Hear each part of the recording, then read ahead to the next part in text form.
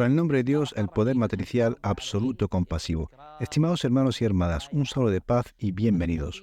En el capítulo anterior, después de haber concluido que fue el profeta, la pasea con él, quien escribió el honrado Corán, y para que esto no sea simplemente una afirmación, y sabemos que las afirmaciones, a menos que se presenten evidencias, sus proponentes son simplemente alegadores, surge la pregunta sobre la percepción heredada en la mente colectiva de la gente de que el profeta era un mí, y esto se suele traducir como analfabeto, y por lo tanto no podía leer ni escribir, presentando este aspecto como uno de sus milagros, es decir, el hecho de ser analfabeto.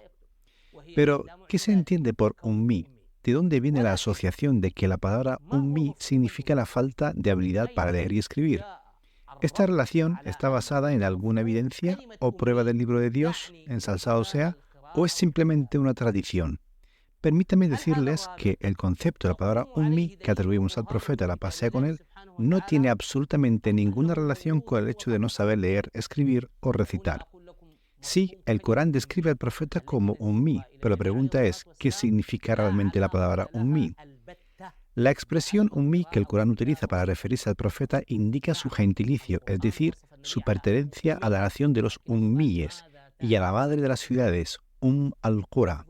Así como digo que soy sudanés, aquel es egipcio y este es libio, también es la pertenencia al profeta, la paz sea con él, quien fue enviado a la madre de las ciudades, al-Qura. ¿Y por qué se llama la madre de las ciudades? En primer lugar, la madre es el origen de algo. Por ejemplo, nosotros llamamos al transformador de electricidad principal un mía, es decir, es el origen de la distribución eléctrica. Así, la Meca se llama la madre de las ciudades porque es el centro de peregrinación y el centro de los mercados en la era preislámica, y por lo tanto representa el centro al que acuden las tribus. ¿Qué significa todo esto? La palabra madre, significa origen, y el pueblo zulumíes se llama así porque permanece en su estado original, sin que se haya revelado un libro para él anteriormente. El pueblo del profeta, la paz sea con él, fue llamado la nación de los ummíes, no porque no supieran leer o escribir, sino porque permanecían en su estado original sin que se hubiera revelado en ella ningún libro o mensaje antes del profeta, la paz sea con él. Si examinamos las leyes del Corán, vemos el dicho del Altísimo: si discuten contigo, entonces di, he entregado mi rostro a Dios y quienes me siguieron. Y di a los que recibieron el libro y a los ummíes, ¿os habéis entregado? Si se entregan, entonces están guiados. Y si se vuelven, tu deber es solamente transmitir el mensaje. Y Dios observa a sus siervos. Esto está en la Zorra de Ali Imran. Lo destacado en esta ley es di a los que recibieron el libro y a los ummíes, por lo que la nación del profeta es la nación ummí o el pueblo ummí. Y por lo tanto el término ummí es un gentilicio de esta nación o de este pueblo, y no tiene absolutamente ninguna relación con la falta de capacidad de lectura o escritura del profeta, la paz sea con él. Y algunos argumentan con la ley ya conocida, la Surah de Al-Ankabut, creyendo que niega la capacidad de la lectura, escritura y recitación del profeta, la paz sea con él. Dice el Altísimo: y no recitabas antes de ello ningún libro, ni escribías con tu derecha, sino los falsificadores dudarían. Pero en cuanto afirmamos que el profeta, la paz sea con él, después de la revelación, podía escribir, leer y recitar, esta ley se utiliza para debatir o refutar este hecho. Sin embargo, ahora intentaremos examinar y profundizar en esta ley. Esta ley niega del profeta, la paz sea con él, las características de escribir y recitar, pero hay una frase intercalada de oposición que se ha infiltrado en este texto, que es antes de ello. Esta es una regla muy importante en la reflexión y análisis del Corán, es decir, las frases intercaladas. ¿Cuáles son las implicaciones de las frases intercaladas de oposición?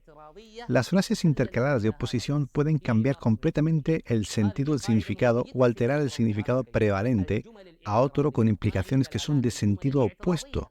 Por ejemplo, si admitimos hipotéticamente que el profeta, la paz sea con él, no escribía, no leía, no registraba y no recitaba antes de la revelación y continuó en este estado hasta que pasó a la vida eterna, entonces no hay razón para que esta frase antes de ello interrumpa este texto. Por lo tanto, la conclusión es que el profeta, la paz sea con él, antes de la revelación no leía, no escribía, no registraba y no recitaba. Pero después de la revelación, la situación se invirtió. Por lo tanto, sabemos que el profeta, la paz sea con él, comenzó a aprender a leer, escribir, registrar y recitar desde la revelación de la ley Iqra, lee, que marcó el inicio de la revelación que Allah el Altísimo reveló al profeta, la paz sea con él. Antes de esta ley, el profeta no leía, escribía ni recitaba textos, pero después de la revelación el concepto cambió completamente. ¿Cómo interpretamos entonces el dicho de Dios ensalzado sea, y te enseñó lo que no sabías, y la gracia de Dios hacia ti fue inmensa? Y en otra ley dice, ¿y qué significa el hecho de que le enseñó el de fuerte poder? ¿Qué fue lo que le enseñó? Y si la escritura y la lectura no son lo básico que se le enseñó, ¿qué aprendió entonces? ¿Dónde encontramos la explicación? El profeta, la paz sea con él, no escribía antes de la revelación, para no dar a los falsificadores la oportunidad de criticar su llamado, alegando que copiaba las palabras de otros o escribía de sus libros. Sin embargo, con la revelación de la ley Iqra, lee, todo cambió completamente.